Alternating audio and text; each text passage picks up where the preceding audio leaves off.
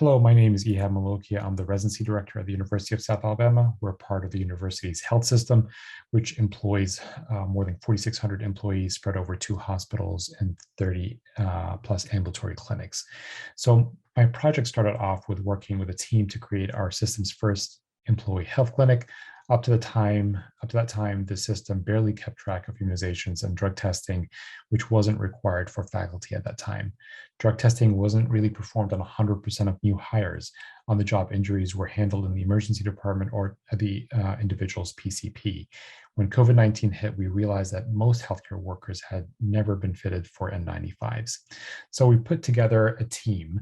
The team comprised of the HR director, a team leader who was hired by the HR director, an occupational medicine physician, a facilities director, and myself.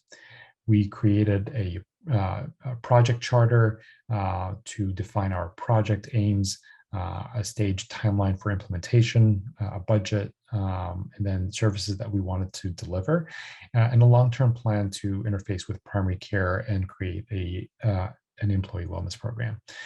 During the first stage, we secured a facility, purchased and relocated the needed equipment, researched electronic health records needed, and we created a centralized and unified onboarding process. Unfortunately, halfway into the first stage, communication became an issue with the team leader, and because of perceived urgency, he hurriedly put policies in place that were problematic from a medical standpoint. The new HR director valued that expediency despite our concerns. And then shortly after that, we got this email, which canceled all future meetings. No clarifications were given upon request, and communication ceased altogether. He changed the services and timeline that we had agreed upon as well. And it wasn't until I started meeting with the senior leaders that I realized that a significant argument had occurred between the occupational medicine physician and the team leader. And because of that, the HR director decided to dissolve the whole team. Furthermore, when I examined the organizational chart, it was clear that employee health did not have a place on the chart altogether, and that HR had a dual reporting as indicated by the asterisks, which further complicated issues. So after that, I started looking for an alternative project. I was presented with an opportunity to help create a primary care consortium under which we would partner with an FQHC and create a second family medicine training program. And that was also denied because of the short timeline. We were presented also with an opportunity to start a family medicine rural track sponsored by an Alabama state senator, but care would have been delivered by residents without faculty supervision. And because of that, we declined. I felt I needed to pause at this point, and I had to understand really how others viewed the healthcare scene, and I had to reflect back on their vision for the institution, and I realized I needed to communicate ideas in their own language. So I moved my thoughts to shared needs across the institution and decided to pursue a faculty development project.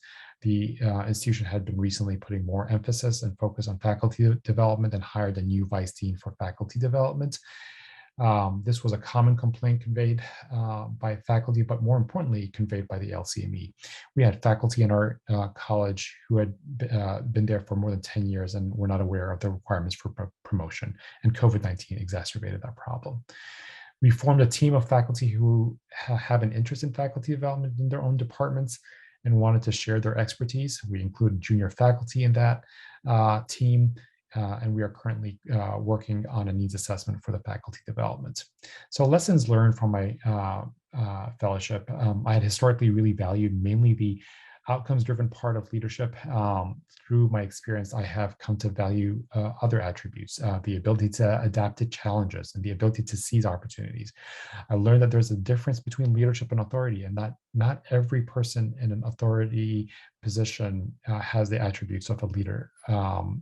Communication skills, management skills, and mentorships. Had those been available, I think the outcome would have been different for me.